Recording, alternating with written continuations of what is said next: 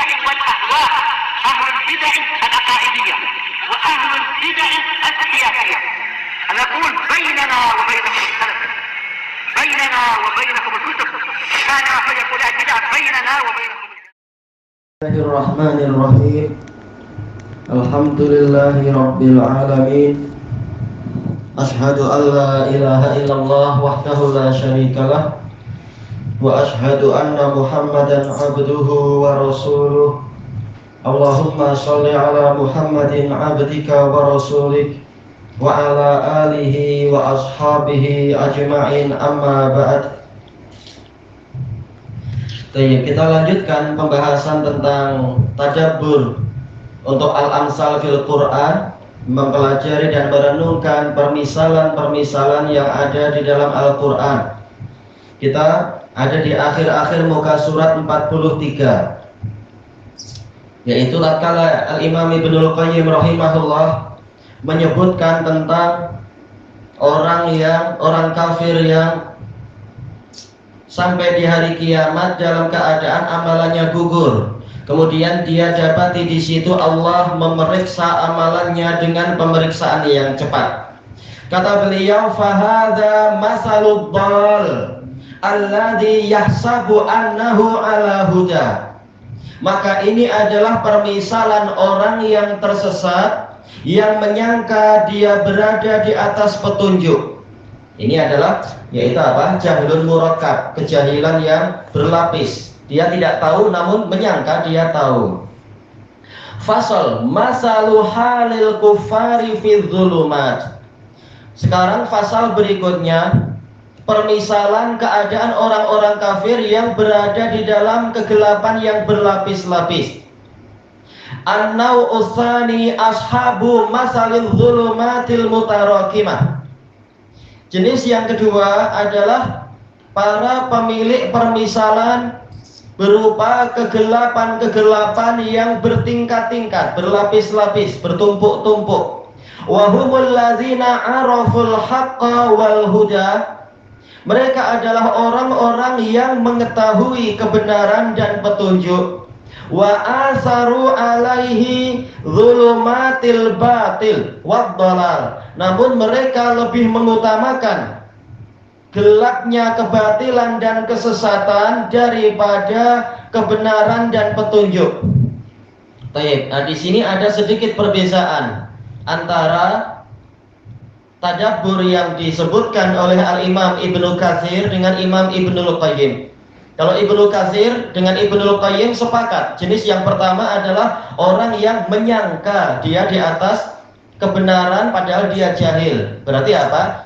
Kejahilan yang murakkab, yang bertumpuk-tumpuk. Jenis yang kedua, kalau Imam Ibnu Katsir menyatakan ini jahlun basito, kejahilan yang sederhana. Memang dia sangat jahil dan dia tahu dia jahil. Makanya dia sendiri seakan-akan mengakui untuk melihat tangannya saja dia tak mampu. Dia tahu memang dia tak punya ilmu sama sekali. Ini jahlun basito. Adapun kalau Ibnul Qayyim, beliau mengatakan permisalan kedua ini adalah orang yang sebenarnya dia sudah tahu kebenaran, namun dia lebih mengutamakan kebatilan. Dia sudah tahu petunjuk, namun dia lebih mengutamakan kesesatan. Dan kedua penafsiran ini tidak saling bertentangan. Selama Allah tidak menaskan, Allah tidak menetapkan bahwasanya yang kedua ini adalah kejahilan tertentu, maka tidak mengapa. Karena apa? Semuanya mungkin. Baik. Fatarakamat alaihim zulmatut tab'i wa zulmatun nufus wa zulmatul jahl. Maka bertumpuk-tumpuklah kepada mereka, yaitu mereka tertimpa kegelapan yang bertumpuk-tumpuk. Gelapnya karakter, memang karakternya karakter yang gelap. Dia tahu kebenaran, namun dia lebih suka untuk mengikuti golongan hitam istilahnya. Dan gelapnya jiwa, memang jiwanya gelap, tak suka cahaya. Diberi cahaya dan tahu, tetap dia akan memilih jalan yang gelap. Wa zulmatul jahl, gelapnya kejahilan. Baik, di sini ada kesepakatan antara Ibnu Katsir dan Ibnul Qayyim. bahwasanya kelompok kedua memang mereka mengalami kegelapan yang bertumpuk-tumpuk karena Quran sudah menunjukkan itu. Haitsu lam ya'malu bi'ilmihim, karena kata Ibnul Qayyim mereka tidak mengamalkan ilmu mereka, fasaru jahilin, maka mereka termasuk dari orang-orang yang jahil. Berarti menurut Ibnul Qayyim kelompok kedua ini bukan apa? Bukan jahlun basito, tapi jahil jenis ketiga. Nah, di sini ada isyarat kejahilan itu ada 3. Kalau yang disebutkan oleh Imam Ibnu Utsaimin di dalam Syarah Ushulis Salasah, kejahilan ada 2, jahlun murakkab dan jahlun basito.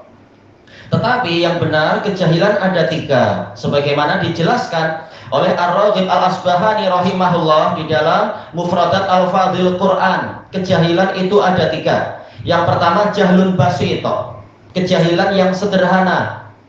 Orang ini jahil dan dia tahu dia jahil. Yang kedua jahlun murakkab, orang ini jahil namun dia menyangka dirinya tahu.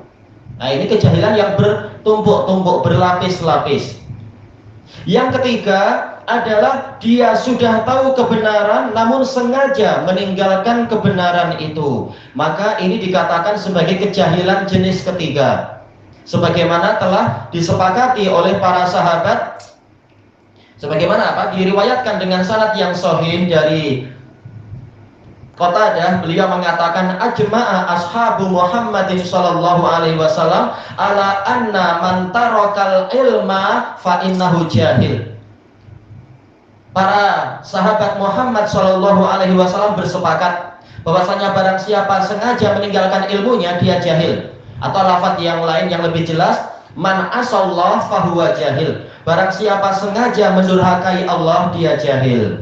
Dan ini sebagaimana disebutkan sebelum Ar-Raghib Al-Asbahani, disebutkan oleh siapa? Imam gurunya Imam Syafi'i. Siapa itu? Sufyan bin Uyainah. Beliau mengatakan man taraka ilmahu fa innahu jahil. Barang siapa meninggalkan ilmunya dia jahil. Ini kejahilan jenis ketiga. Tapi kenapa dikatakan ini suatu kejahilan? Padahal dia punya ilmu. Kenapa dikatakan jahil? Dijelaskan oleh Syekhul Islam dalam Iqtida' Shiratil Mustaqim. Karena apa? Karena ilmu yang meresap ke dalam jiwa itu akan menghalangi seseorang menyelisihi ilmu tadi. Berarti kalau dia sudah tahu kebenaran, lalu dia tetap sengaja berbuat maksiat, berarti di dalamnya ada dharbun minal jahl. Ada suatu jenis kejahilan, menunjukkan apa? Ilmunya tidak meresap ke dalam jiwa. Mungkin dia hafal dalil, mungkin dia tahu kebenaran, tetapi sengaja untuk menyelisihi kebenaran tadi. Jadi hakikatnya ini kejahilan. Nah, ini adalah jenis ketiga dari kejahilan. Dan inilah yang disebutkan oleh Imam Ibnul Qayyim dalam pembahasan ini, yaitu dia tahu kebenaran tapi sengaja mengikuti kebatilan. Dia tahu hidayah namun sengaja lebih mengutamakan kesesatan. Berarti ini hakikatnya dia adalah orang jahil. Berarti di sini kita boleh mengklasifikasikan perselisihan antara Ibnul Qayyim dan Ibnu Katsir tentang tafsir ayat ini. Untuk kelompok pertama sama-sama disepakati mereka adalah kelompok jahlun murakkab. Untuk kelompok kedua ini Ibnu Katsir mengatakan itu adalah jahlun basit. Tapi Ibnul Qayyim mengatakan ini adalah jahil jenis ketiga, yaitu sengaja meninggalkan ilmu. Tak masalah, intinya ini semua adalah karakter orang kafir yang kita dilarang untuk menyerupai mereka. Fasaru minal jahilin. Maka tatkala mereka tidak mengamalkan ilmu mereka, jadilah mereka termasuk dari orang-orang jahil. Sengaja meninggalkan ilmu, yang ada apa? Kejahilan. Wa zulmatut tiba'il ghina wal hawa. Dan kegelapan berupa apa? Mengikuti kekayaan dan hawa nafsu. Kekayaannya dipakai untuk berbuat kebatilan. Fahaluhum kahaliman kana fi bahrin lujji. Maka keadaan mereka adalah seperti keadaan orang yang berada di dalam lautan yang dalam dan luas. La sahilalah, tidak bertepi, tidak ada pantainya. Naudzubillah. Sampai berapa lama dia mampu berenang kalaupun dia pandai berenang? Wa qad ghasyiyahu mauj. Nah, ini lebih parah lagi. Dia telah diliputi oleh gelombang, bukan airnya tenang. Wa min fawqi dzalikal mauji mauj. Di atas gelombang tadi ada gelombang lagi. Naudzubillah. Wa min fawqihi sahabun mudlim. Di atasnya lagi ada mendung yang kelam. Mudlim yaitu gelap sekali. Fahuwa fi dzulmatil bahr. Maka orang ini berada dalam gelapnya lautan. Wa dzulmatil mauj, gelapnya gelombang. Wa dzulmatis sahab, dan gelapnya mendung. Wa hadza nadhiru ma huwa fihi minal dzulumat. Ini seperti keadaan dia sendiri, berupa kegelapan-kegelapan allati lam yukhrijhullah minha, yang mana Allah tidak mengeluarkan dia dari kegelapan-kegelapan tadi, ila nuril iman, kepada cahaya iman. Baik. Ini permisalan orang yang betul-betul dikepung oleh kegelapan yang berlapis-lapis, kegelapan yang berlapis-lapis itu. Makanya kalau kita kasih dalil Quran, dia tak terima. Mungkin apa? Dia mengatakan saya sudah tahu baca Quran sebelum engkau lahir. Kita kasih hadis, dia mengatakan saya sudah biasa ikut pelajaran hadis. Naudzubillah. Tapi hasilnya mana? Kenapa hasilnya masih maksiat terus? Seakan-akan ilmu tadi tak ada gunanya. Ini kegelapan yang terlampau parah. Kita beri ilmu pun dia akan menyombongkan diri. Ini kalau Allah tidak merahmati dia, dia akan celaka itu. Sebagaimana orang kalau walaupun dia sudah punya ilmu survival, tapi kalau sudah jiwanya sudah kelam, mungkin apa? Dia akan lupa dengan bagaimana cara menyelamatkan diri dalam suasana yang susah tadi.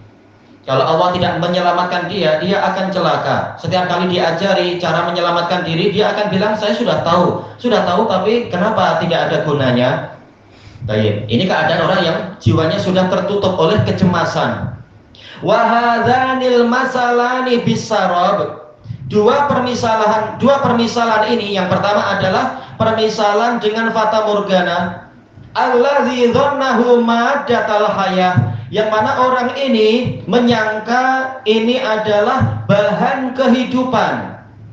Wa huwal ma, yaitu berupa air, menyangka ada air padahal tidak ada. Wa adz-dzulumatil mudaddatul nur, dan kegelapan-kegelapan yang bertentangan dengan cahaya. Berarti apa? Ini isyarat bahwasanya permisalan ini kembali ke permisalan pertama yang dulu dibahas. Permisalan apa itu? Ada air dan ada cahaya. Seperti yang sering kita lewati. Berupa apa? Air dan api. Jadi hakikatnya kalau kita klasifikasikan permisalan-permisalan dalam Quran, ini banyak keterkaitannya satu sama lain. Seandainya tidak dibimbing oleh ulama, kita mungkin tidak paham itu. Tapi alhamdulillah Allah menyampaikan ilmunya ulama kepada kita, sehingga kita tahu persamaan dan keterkaitan antara permisalan ini dengan permisalan di ayat-ayat yang lain. Nadhirul masalainil ladzaini darabahum Allahu lil munafiqina wal mu'minin. Ini seperti dua permisalan yang Allah buat untuk para munafikin dan kaum mukminin. Wa huwa al-masalul ma'i wal masalun nari, yaitu permisalan air dan permisalan berupa yang bersifat api. Baik. Wa ja'ala hadzal mu'minina minhuma al-hayata wal isyraq. Allah menjadikan keuntungan kaum mukminin dari dua permisalan itu adalah apa? Kehidupan dan penyinaran. Jadi kita hidup dan kita berada dalam situasi yang terang. Wa hadzal munafiqina minhuma adh-dhulmata al-mudaddata lin-nur, dan Allah menjadikan bagian untuk kaum munafikin dari dua permisalan tadi adalah apa? Kegelapan yang bertentangan dengan cahaya, wal mauta al-mudadda lil hayah, dan kematian yang bertentangan dengan kehidupan.